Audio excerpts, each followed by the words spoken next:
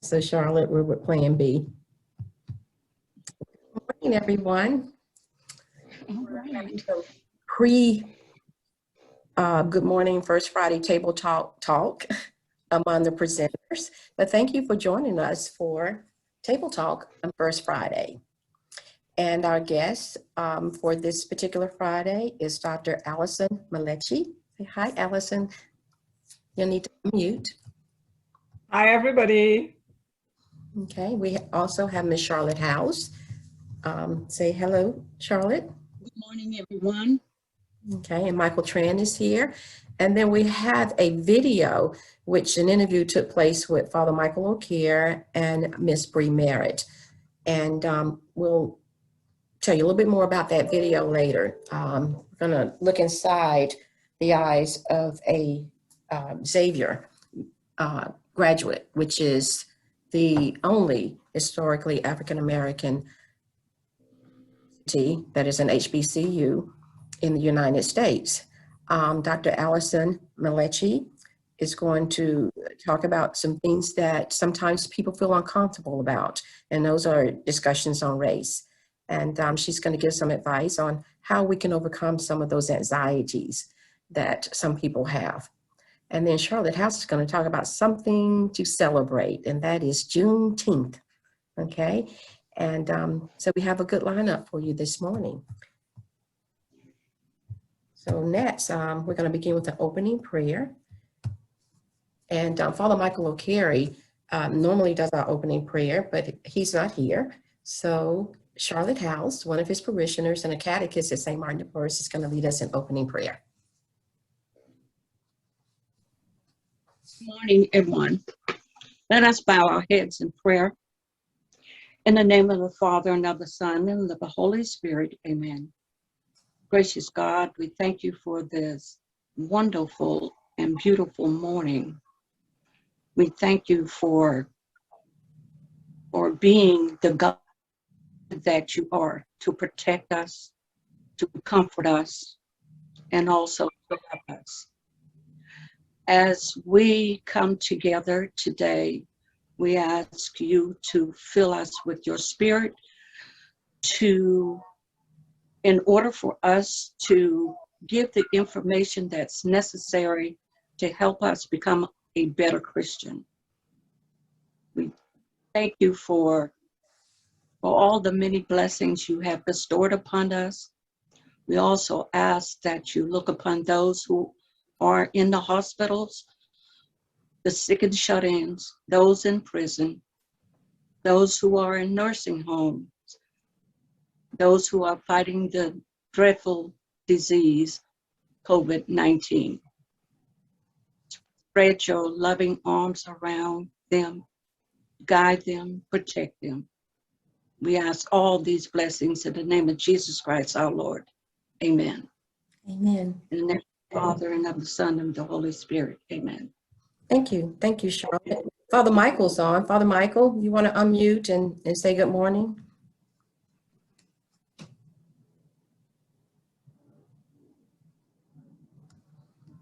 Okay. All right. You can chime in whenever you are able. Michael, this weekend looks pretty good up here in Greenville. The sun is shining. What's the weather like for the weekend across the state? All right. Thank you, Kathleen. Hi, everyone out here.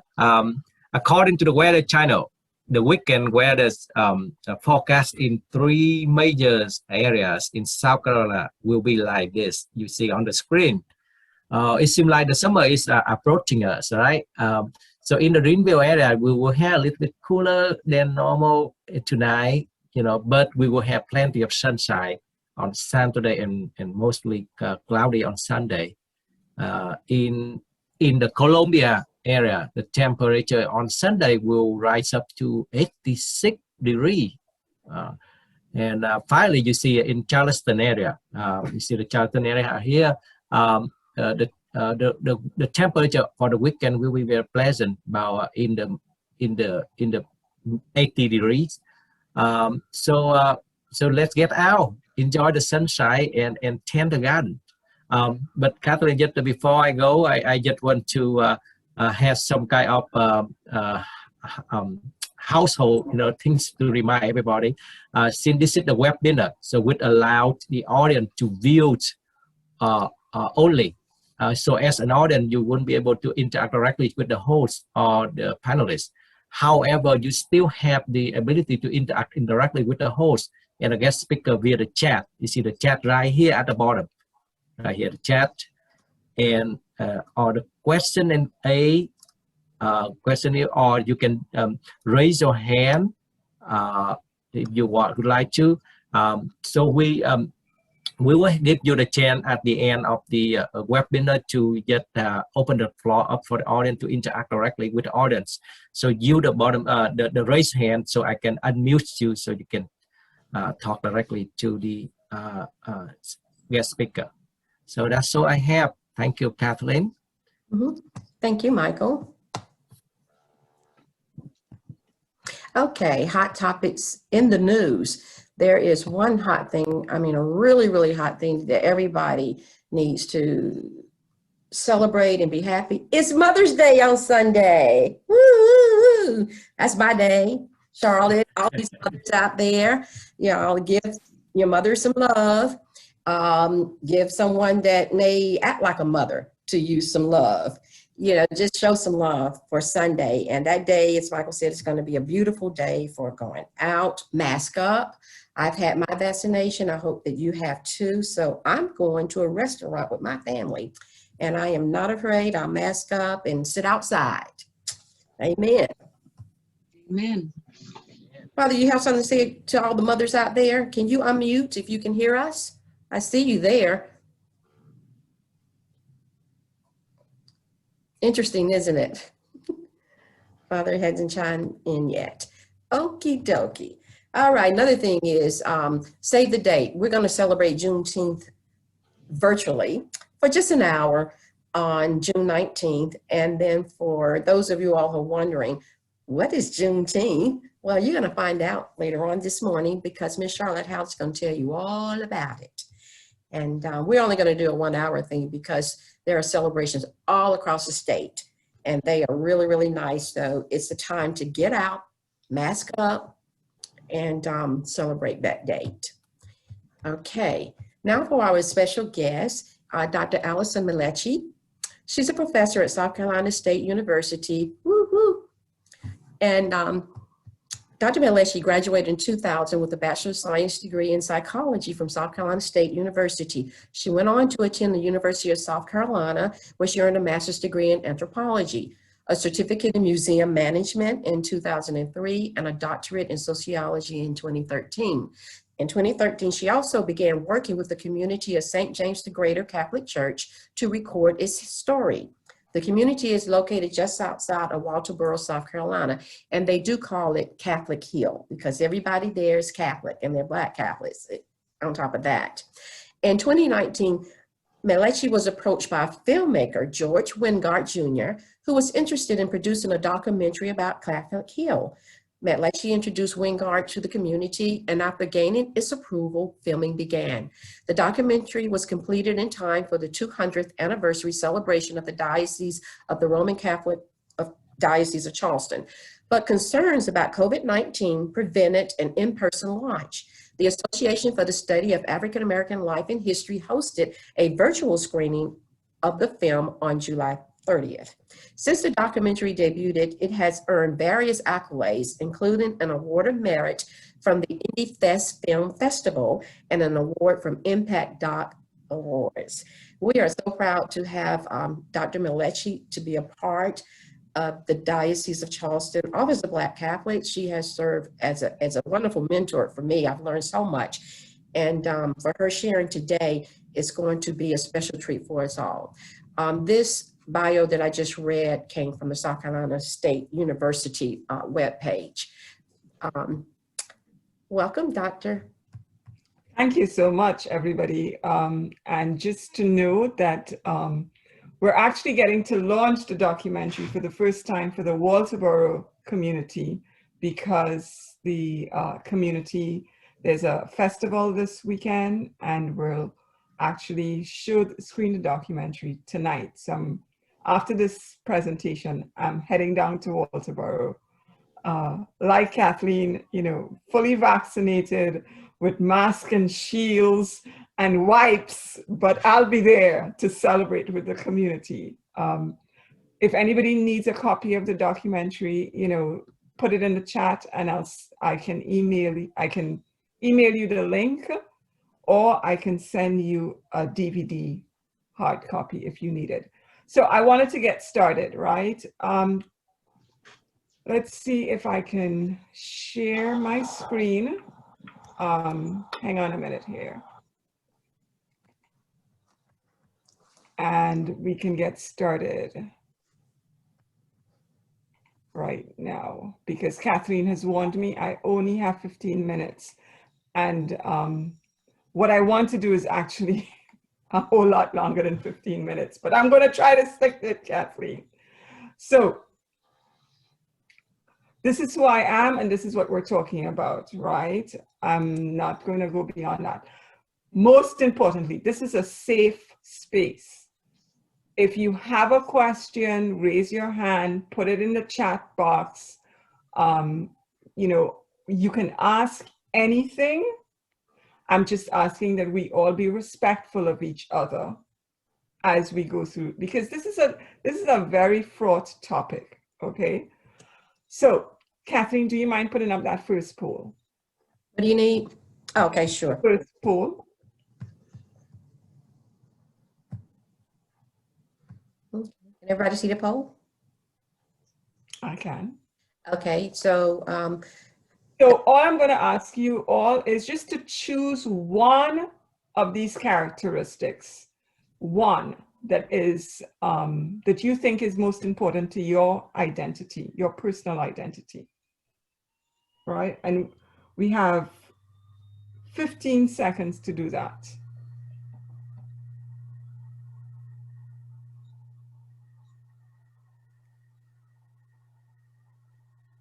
okay, audience, start voting.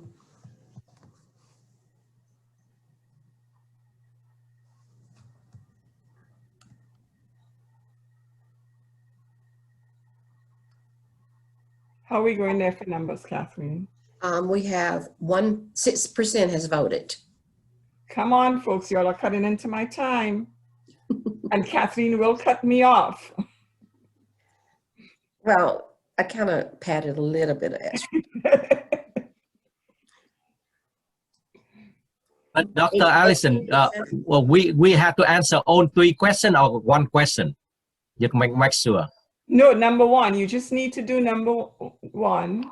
Yeah, the question in front of you. Yeah. You answer with one answer, either A, Yeah. C, D, E, F, or G. Yeah. I just say that there are 3 questions on the screen, so I think the audience already answered the number 2, number 3 as well. So that's great. Fine. We'll get that. Yeah, that's great. We can yes. You're answering them So all. Efficient.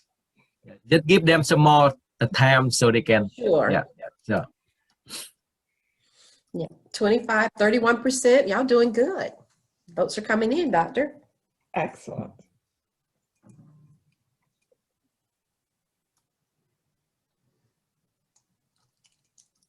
%, a little over half. Okay. Let's get to herd immunity, 70% at least. Herd immunity.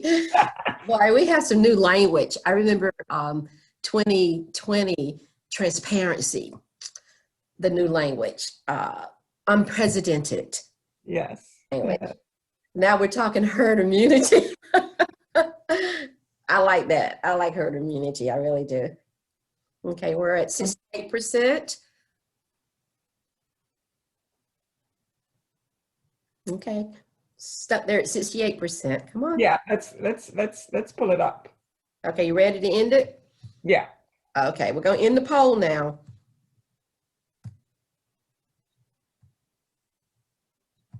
Okay. Here are the results. All right.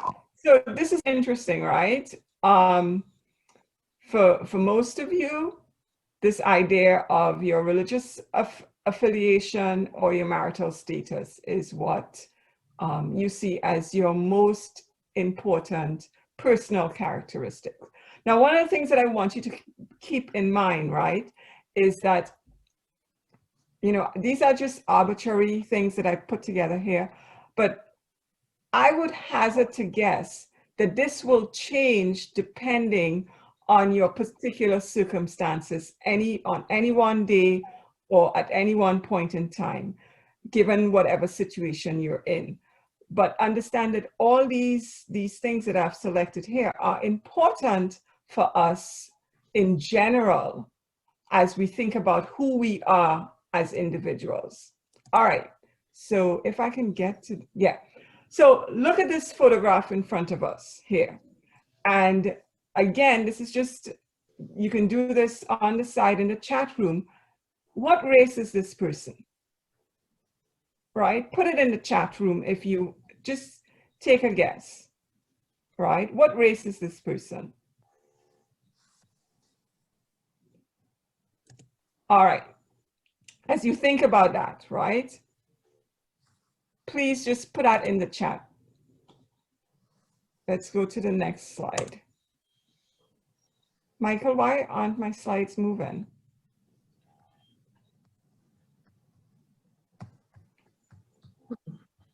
Okay, so I have lots of mixed races, biracial, okay. All right, y'all are super smart, okay? Because this is actually a composite photograph that Time magazine did, taking all the people that live in the United States, all the various ethnic groups and racial groups, and they created, this is a digitally created image, okay? Michael, my slides aren't moving forward. Is that because your computer is frozen? No, I don't think so. I just Okay, re-say again. Say Okay. again. All right, let's do this again. Okay. I'm sorry, folks. That's okay. I don't usually use PowerPoint even in my classes. All right, so what do we need to remember, and what I want you to take away from this, if nothing else? There's only one biological race, and that's human. But we have in multiple socio-cultural, political, racial categories, okay? In this country, people tend to think about Asians, Hispanics, Black, whites, Native Americans. Those are the broad categories, okay? Race is usually tied to what we look like.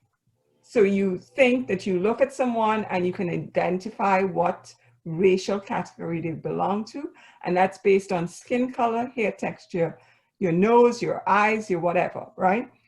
Ethnicity is tied to our sense of identity, right? Our language, geography, our religion, the food we eat, the shared history that we have, okay? Neither race nor ethnicity are biological.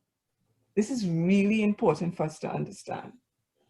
It is not biological. It is socially constructed. And what that means is that what it means to be white, for example, changes over time and across space. So what it meant to be white in the 1700s in the United States is very different from what it means to be white in 2021 in the United States. In the 1700s, Jews were not considered white. White people were Protestant and they were of British descent, okay? When Italians first got to the United States, they were not considered white. The Irish weren't considered white. Imagine that, Irish people not white. Those are some of the whitest people I've ever known, right? So it is really important for us to understand that. We also need to understand this concept of individual racism. So people as individuals, you can engage in racist acts, and institutional racism, which means that the institution itself has embedded into it practices and behaviors that are tied to racist ideas. Okay, this is super, super important. And I hate to break it to Tim Scott, the senator, but yes, this is a racist, institutional racism is true and real, okay?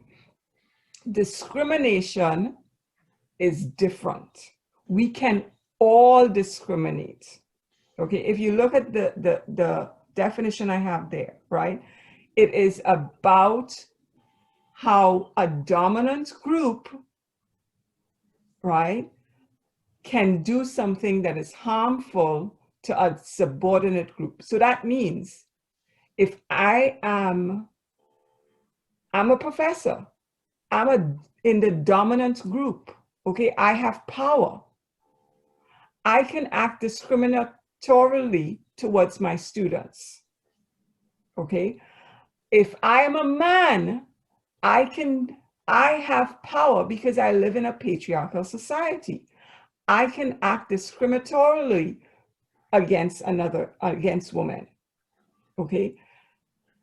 It is also important to remember that being a dominant group does not mean that you are necessarily, in terms of numbers, the largest group, okay?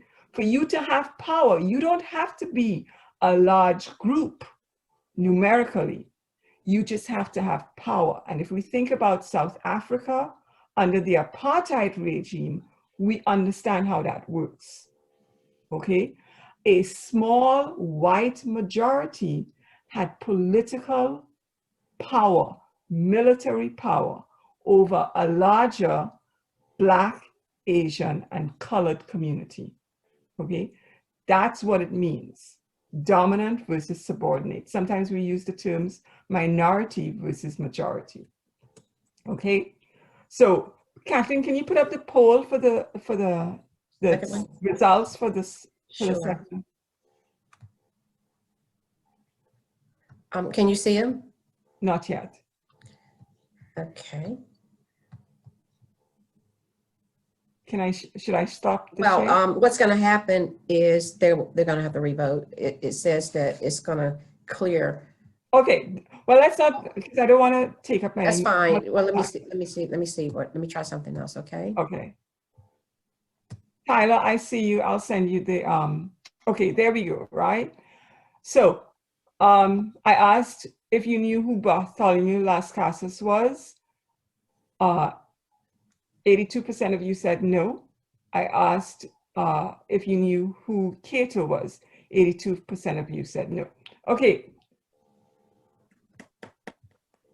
Bad. Okay. As Catholics in this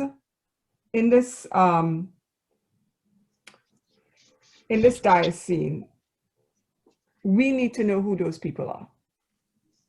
Okay. Bartholomew Las Casas is a controversial figure. Okay. He was a monk. To be kind,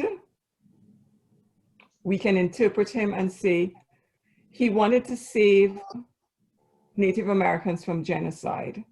So he proposed that instead of using Native Americans as laborers, we turn to Africa and get people from Africa, right?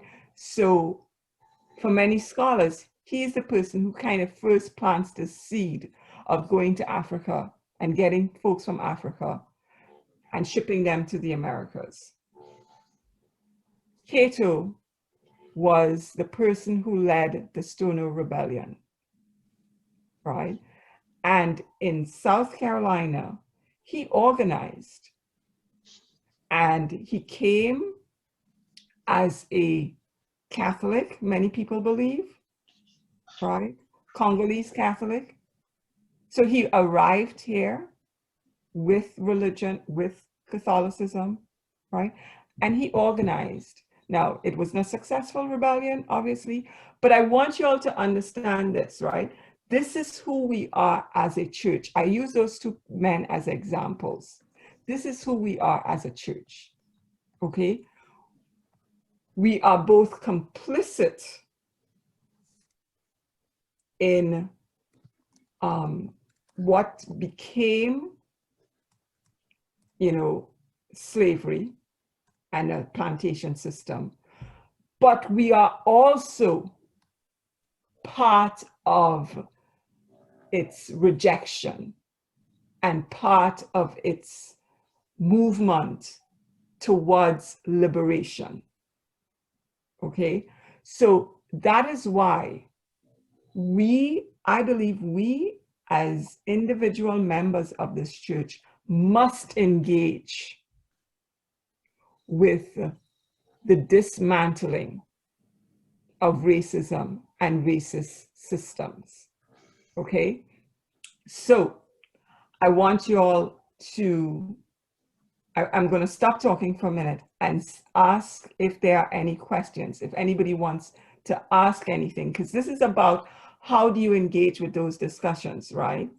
And I would say to you, the first thing you do is you listen. You listen. Okay, so let me stop here now, Kathleen, and see if we have any questions or concerns that folks want to ask. Well, I think that the picture of the lady, most people thought that she was biracial. Yeah. Chat. Mm-hmm. Let's see, no questions. Let's see if anybody has a hand up.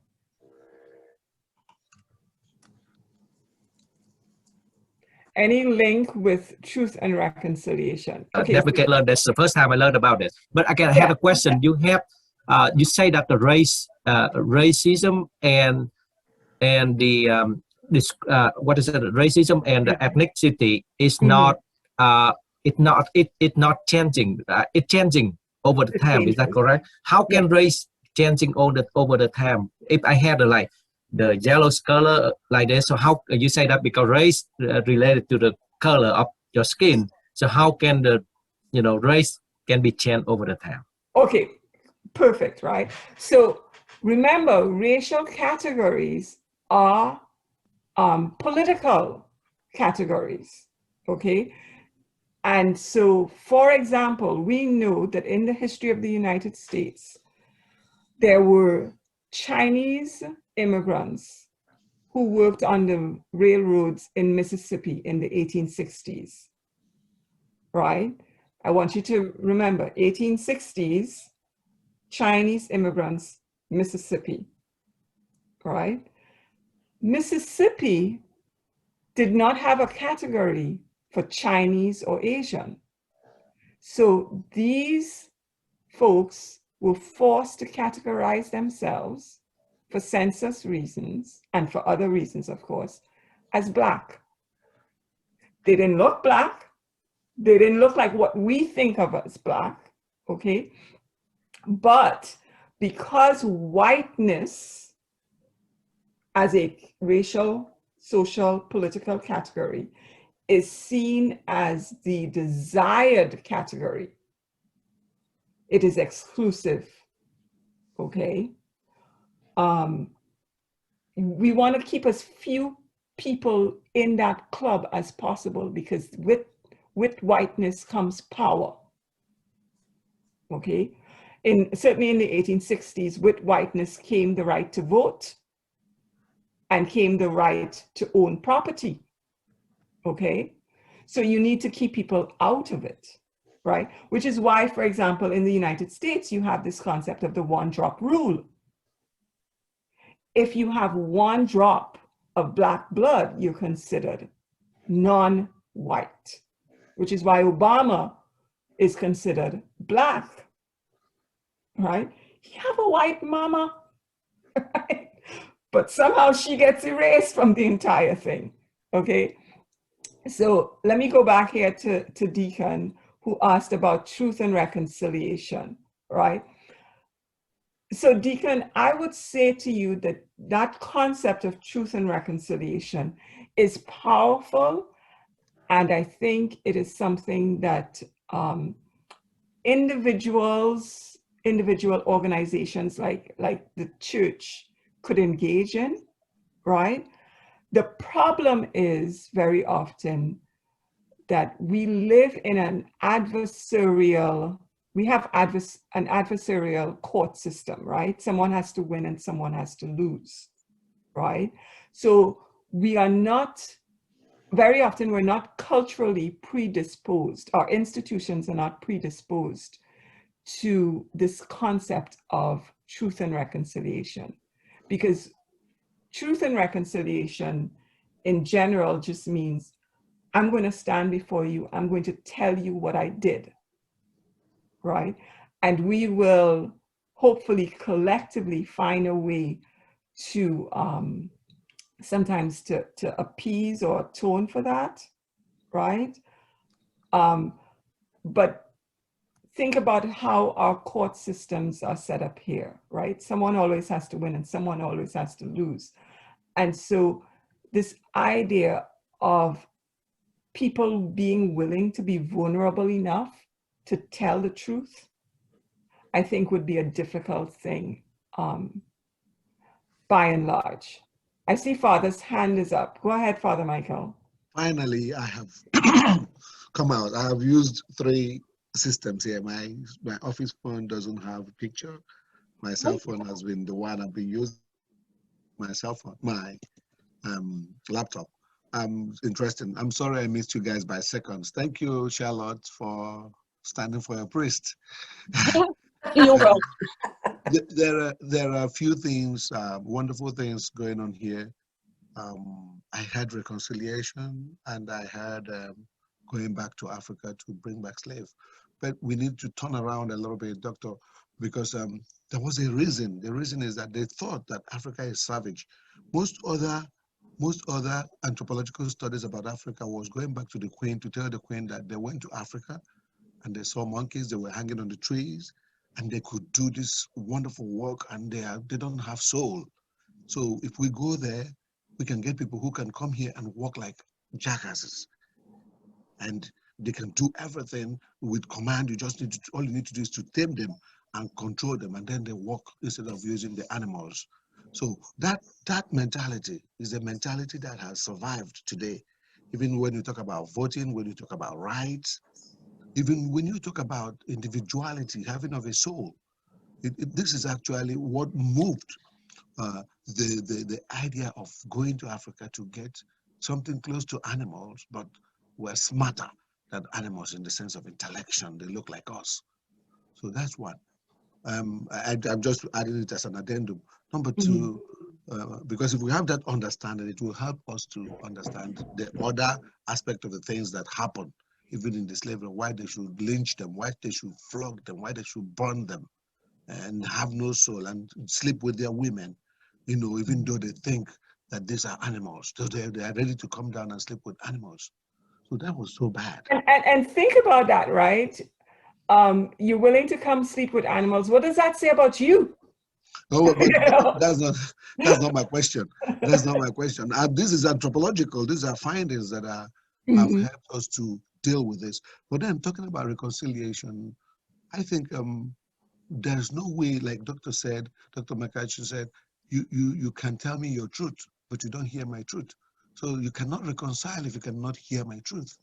What happened in South Africa with Nelson Mandela? And this is why South Africa is something close to reconciliation. There was something like appeasement, with cultural appeasement, where the whites and the blacks sat together and ate together and celebrated appeasement, which is a reconciliation process in Africa. You can't eat with your enemies until you come back and reconcile, and then you eat.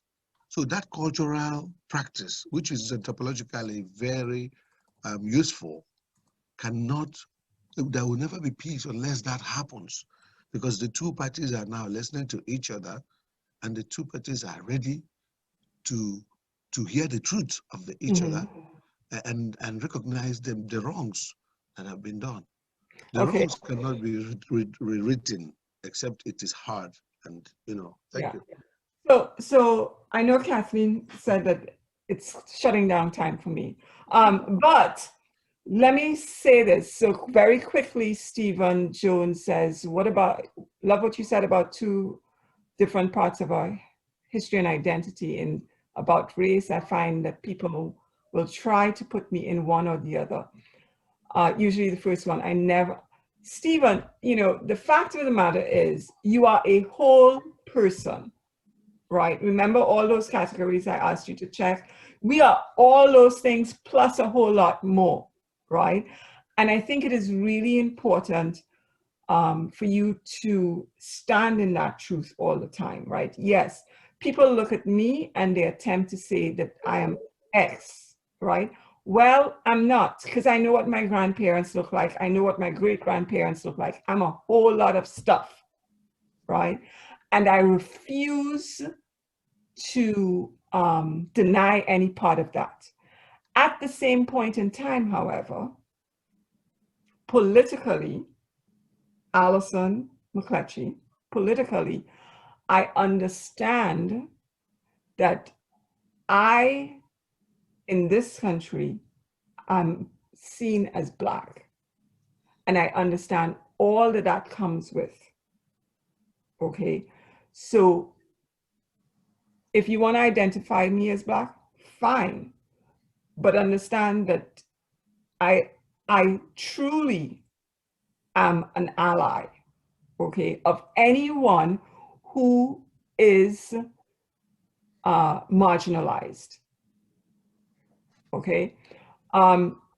So that's really important. And the very last thing that I'm going to do here is I'm going to copy some books, some recommended readings, and I'm going to put it in the chat here, right? So that anyone who's interested, I would recommend that you all start by reading some of those books. Listen to me very carefully. Richland County, they're mostly available. Richland County, you can get an audio version, stick it on your phone, listen to it, right? The one that's at the top about Denmark, VC, is particular to South Carolina, right? All you folks who love to go do those Charleston tours, read that book first, okay? So Kathleen, I promise you, I'm gonna mute myself now. Thank you, Dr. Allison. And we stay on after 11 to chat. Will you be able to chat some more?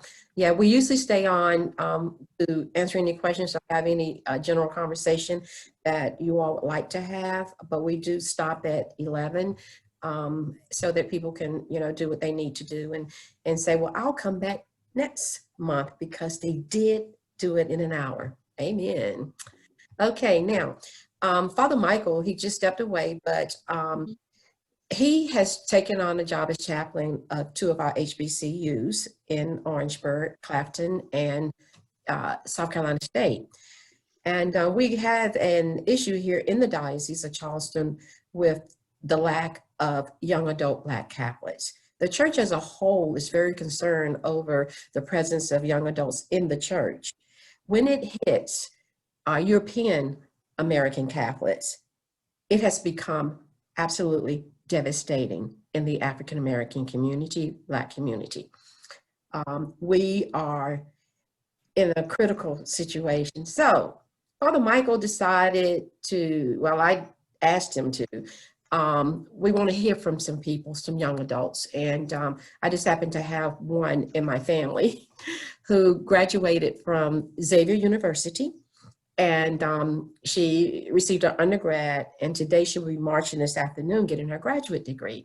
And Father Michael watched her kind of grow up in the church because she was always volunteering with the ministry here and doing things. So Michael's going to play some of that. They had a wonderful conversation. It's too long to play it all, but we will make it available to you. And we're going to start talking to more young adults on Coffee Talk. So that's something I'm excited about.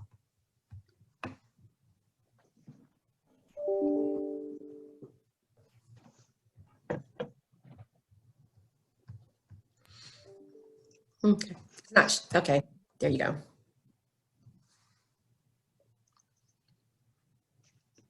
Like schools. So are you ready for some of the questions that I have for you today? I am ready, Father. I agree with everybody who promotes HBCU colleges and universities. So this question leads me to a very important one: Catholic HBCU. Yes. Wow, I know that from the name it means Catholic and this, but what is special about Catholic HBCU? So what's so significant about attending a Catholic HBCU is that I'm actually Catholic. So it's like taking all of the tools and all the skill sets and all the practices that have been instilled in me since I want to say the beginning of my time, but rightfully so, since baptism. And it allows me to put in play the catechisms of the Catholic Church in all of my classes. So not all of your professors at Xavier are going to be Catholic, but they are required to encourage students to practice their original faith. And so each classroom has a crucifix in it. Each classroom has a Bible. And with you attending Xavier University, you do have to take theology classes. It's a prerequisite for you to get your degree. So you have to understand their religion before you graduate. So with the changing trend of things becoming big places and schools becoming more and more secular, do you think these Catholic HBCUs provide us adequate Christian Catholic environment? Absolutely. That's really the mission and the whole bulk point, the bulk of what the school stands upon. It was started by Catherine Drexel, who was a Catholic nun, who believed in helping minority students get a equitable education. And so that's what the school stands on to this day. What many people don't know is that Xavier actually started off as a school of education. It was where teachers in the city of New Orleans would attend to become certified or trained teachers to go out and to teach minority students in the city of New Orleans. And then became a pharmacy school based off of popularity, et cetera, et cetera. So just with that even being said, like the foundation of the school started with St. Catherine Drexel, who was a Catholic who instilled that religion into her students and the teachers that she taught, and then sent them back out into the city, almost like an olive branch or like a domino effect to continue on what she believed. But looking at Xavier, I think it's a long way coming from South Carolina, a long drive. You know, Yeah, being from South Carolina, we usually stay where we can be a little bit closer to home. But what moved you to choose Xavier University, and what is your experience coming a long way from South Carolina, where we are minority Catholics? What did you see, and what is the story like? So my main piece of influence came from my grandmother, who actually, she works for the Catholic Church. And so she's very big on the church and, evangelization and making sure people, consistently practice their faith and et cetera. And so she actually just brought it up to me. Like, have you ever heard of Xavier University? I'm like, no, because when I was in high school, I was going to be a Spelmanite. And there wasn't anything anyone could tell me that regarding that. I'm going to Spelman. Like, I don't even want to hear about any other school. Well, it ended up getting rejected from Spelman. So if Spelman's listening to this. Yes, that's how God works. However, she took me to a Likes conference that was actually in New Orleans and took me on a tour where I actually had the opportunity to tour with not just like the elders of the group, but actually like my colleagues, like people like my peers, like people who were my age. And we saw how like cool Xavier was, and like how like the students there had like such a swag and like a confidence about themselves. And like when I went there, I was like, no, like Spelman didn't work out for a reason. Like, this is where I'm going to go. Like this is where I'm going to put my name on. I'm going to be a Xavierite. So I ended up applying and actually got in, and I was really excited because it was also in the city of New Orleans. It was in a city I had never been to before. And I've always been like according to my family, I've never been afraid to leave home. Even going back to being a Girl Scout, they would send me to Girl Scout camp, and I would, go to Girl Scout camp for weeks on my own. And whenever it was time to come home, I was never ready really to come home. And so I've always been very adventurous when it came to that.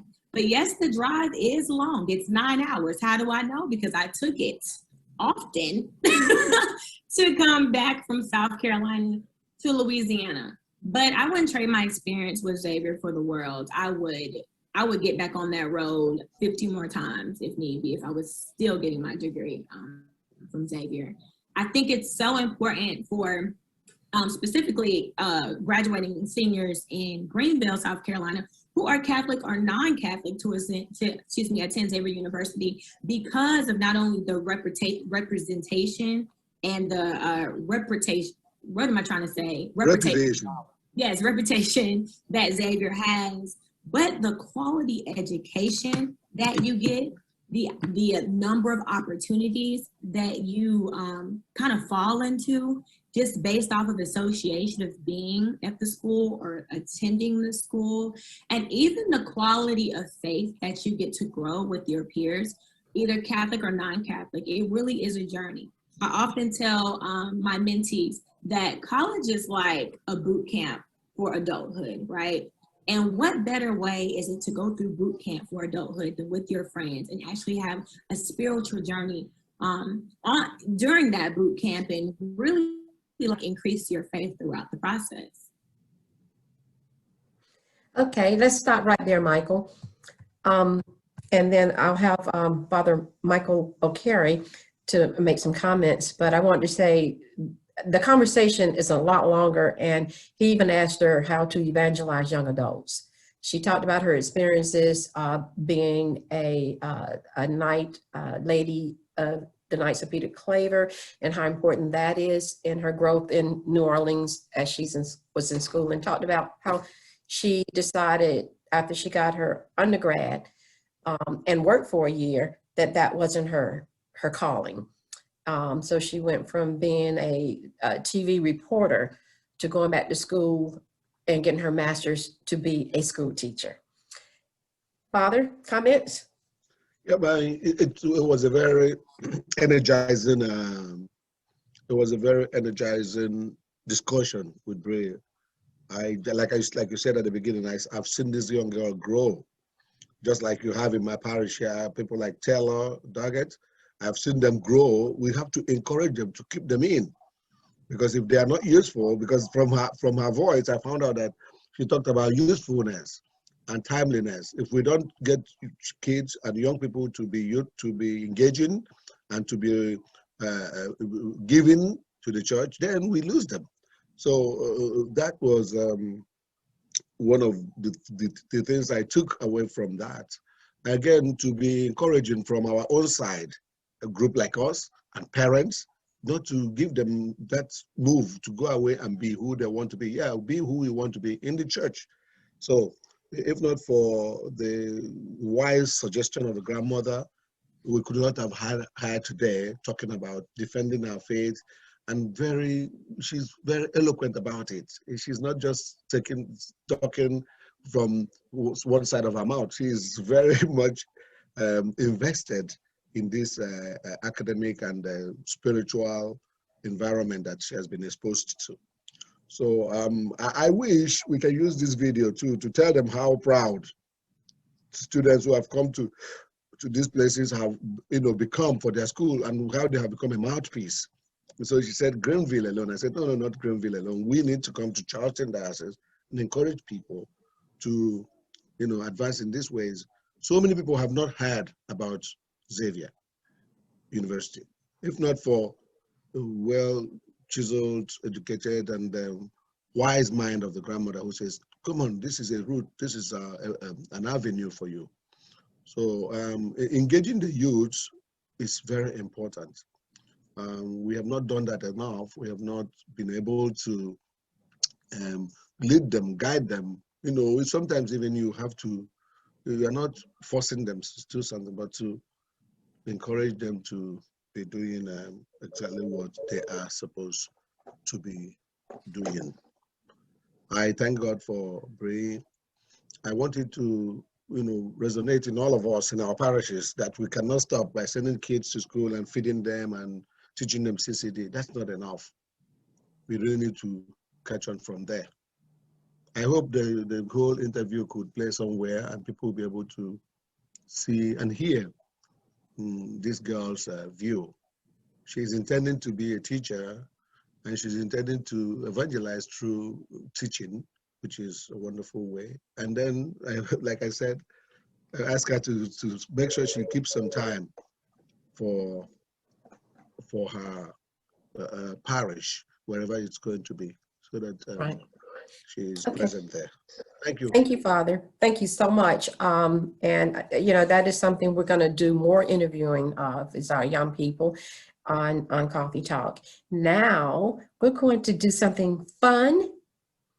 Is that right, Charlotte House? We're going to talk about Juneteenth. Yes. Mr. Shane, do you have the video? PowerPoint. Thank you very much. Yes. Okay.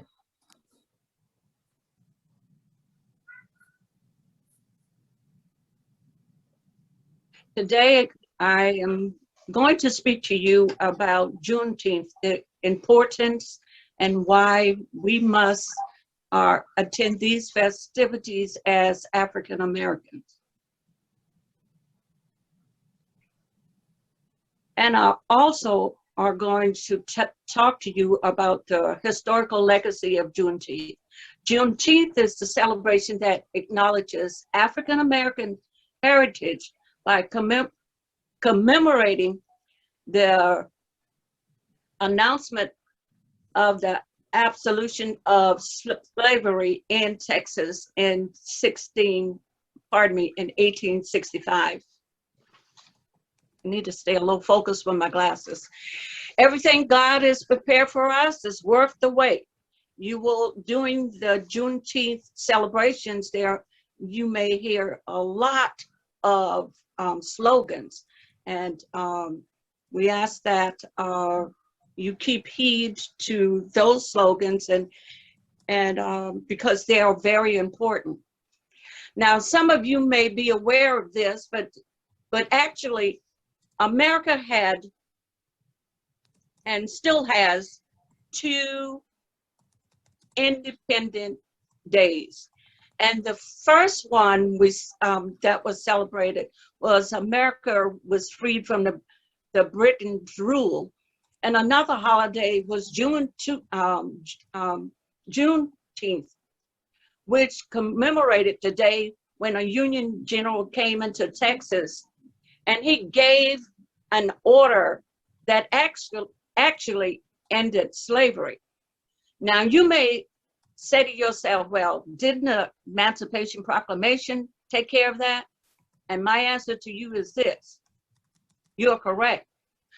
But in some states, the Confederate Union did not obey the law. So on January 3rd, 1863, President Abraham Lincoln declared that all slaves held in Confederate states had to be free. But that news never reached slaves in Texas. So there were many theories about why they didn't receive the news. And maybe because someone may have murdered the messenger, or the Confederate soldiers really didn't want to give the information to the slaves because they didn't want them to be free. But most historians believe that the Civil War wasn't over, and that the lack of the Union troops will sort of like hinder the call for the proclamation. So as usual, domesticated work by the slaves can continue. And some states moved their slaves to Texas because they thought that after this, the slaves can be returned back to them. Next slide.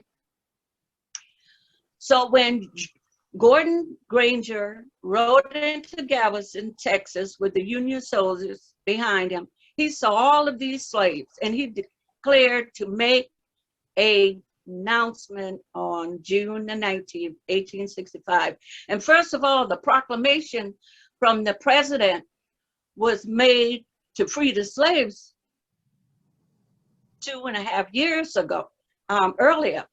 And then secondly, the master was no longer a slave owner, but he was an employer, and the slave was no longer a slave, but a hired employee. So the slaves were so full of jubilations that about the good news that they heard, they just left the general in that common area, and who was reading the orders that came down from President Abraham Lincoln, the General Orders number 3. And some slaves, they fled to other states because they wanted to find their families. The slavery really tore apart many families, and others decided to flee north, west, and then some of the slaves remained in Texas. And by law, the slaves were free men and women, but in reality, they were enslaved by oppression, violence, and by looking at most of the historical pictures, you can vividly see the stories that they told of the black bodies being hung by trees, being shot, slave quarters being engulfed with fire, crops being burnt, women being raped. It was hilarious what was going on. Yeah. Next slide, please.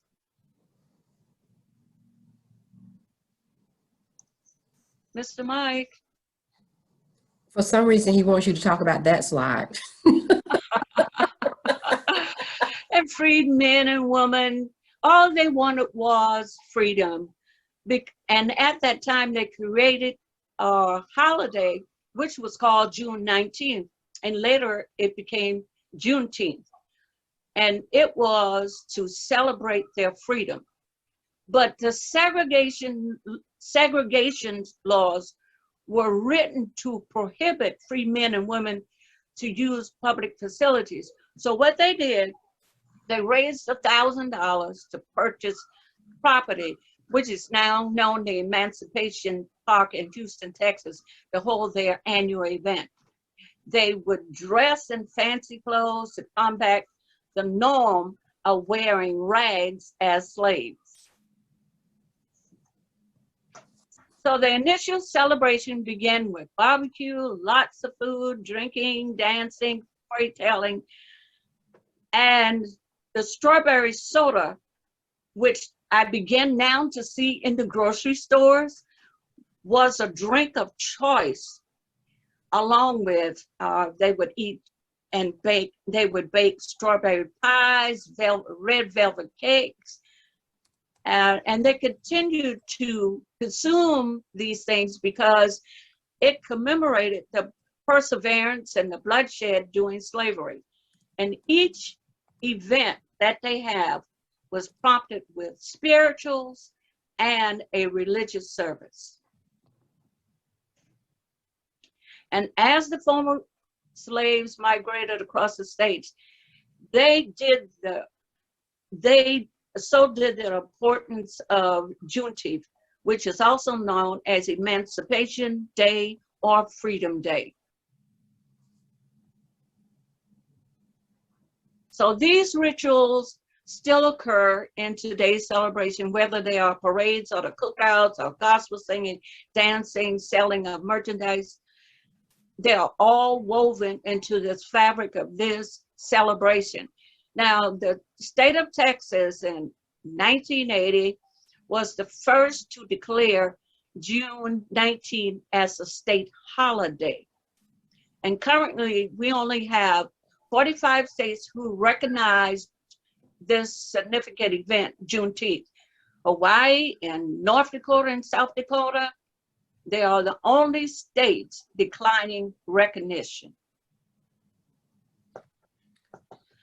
So what I did is I went online and I found some places in South Carolina, just a couple of them, so you'll know where Juneteenth celebrations will be held. We have some in Greenville. We do have there will be 2 sites in Columbia, South Carolina, one in Hopkins, South Carolina, and one at Dutch Square Mall. There's also a couple of celebrations that are spread out in Charleston, South Carolina. They're running from June the 14th through June the 22nd. And the Juneteenth festival will be held at the Waterfront Park in North Charleston, South Carolina. Also see here, Greenville also will be having a Juneteenth celebration. So I encourage you to go online and take a look at those sites. Yes.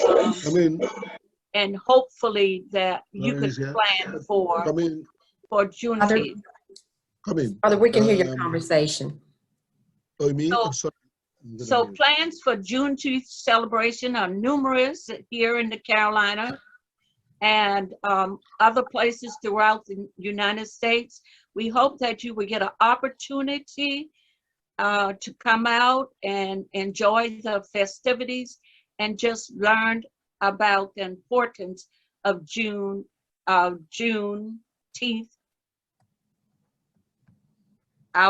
It's a celebration that we must attend in honor of our ancestors. Okay, thank you, Charles. Here are the poll questions, and the poll questions are do you see Juneteenth to be a federal holiday? You can answer yes or no. Or not sure. And the other question is, are you considering attending a Juneteenth celebration in 2021? Most likely undecided. And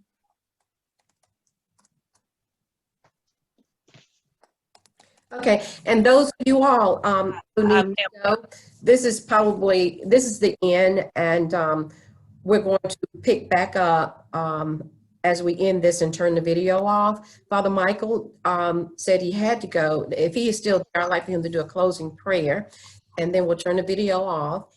And those of you all who want to chat some more, and we'll give the results of the poll as well. okay. In the name of the Father, and of the Son, and of the Holy Spirit. Amen. Gracious God, we thank you for giving us the faith to stand before you, to want to grow more in our faith.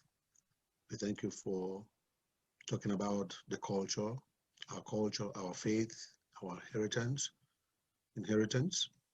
We thank you for our presence in the Catholic Church. We continue to ask for you to empower us, that we will be guided by your wisdom in everything that we do and say. And we'll be welcoming and open to others, especially our Catholic brothers and sisters, that we should be proud of who we are in our faith and to worship you with our whole being and with our own strength. Bless this ministry and bless all who support this ministry. May you continue to guide us in the name of the Father, and of the Son, and of the Holy Spirit. Amen. The Lord be with you. And with your spirit. And may Almighty God bless us in the name of the Father, of the Son, and of the Holy Spirit. Amen. Amen. Thank you, guys. Thank you. You have a good day, Father. You too. We'll turn off the Bye. recording.